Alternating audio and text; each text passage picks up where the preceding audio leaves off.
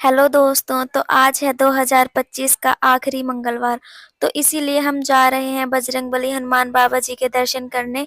तो 15 से 20 मिनट की पैदल यात्रा करने के बाद हम मंदिर में पहुंच गए और यहाँ आकर सबसे पहले मैंने प्रसाद लिया और इसके साथ ही मैंने एक हनुमान चालीसा और एक सिंदूर का पैकेट लिया, क्योंकि हनुमान जी को सिंदूर चढ़ाना और चालीसा दान करना बहुत ही शुभ माना जाता है।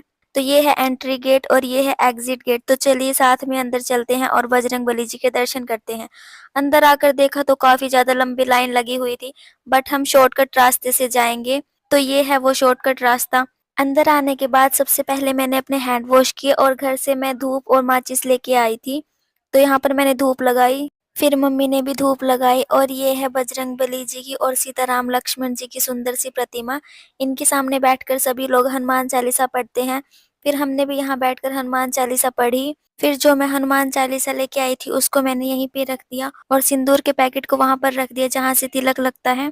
फिर हम आ गए लंगर हॉल में और आज एकादशी है तो आज यहाँ पर बना है पूरी, छोले, कद्दू की सब्जी और साथ में हलवा। लंगर खाने के बाद फिर बाहर आकर हमने चाय पी और बजरंगबली जी का मंदिर अंदर से कुछ ऐसा दिखता है। और ये है वो मेन गेट जहाँ से पहले दर्शन कराए जाते थे, बट अब पब्लिक ज्यादा होने की वजह से दूसरे रास्ते से दर्शन करने जाना पड़ता है। बट हम लोकल हैं तो हम इसी रास्ते से दर्शन करने जाते हैं।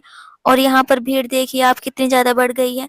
फिर उसके बाद हम बाहर आ गए और यहाँ से हमें एक मूर्ति लेनी थी, बट हम बहुत ज्यादा कंफ्यूज थे कि कौन सी लें, क्योंकि दोनों मूर्तियां बहुत ही ज्यादा सुंदर थी।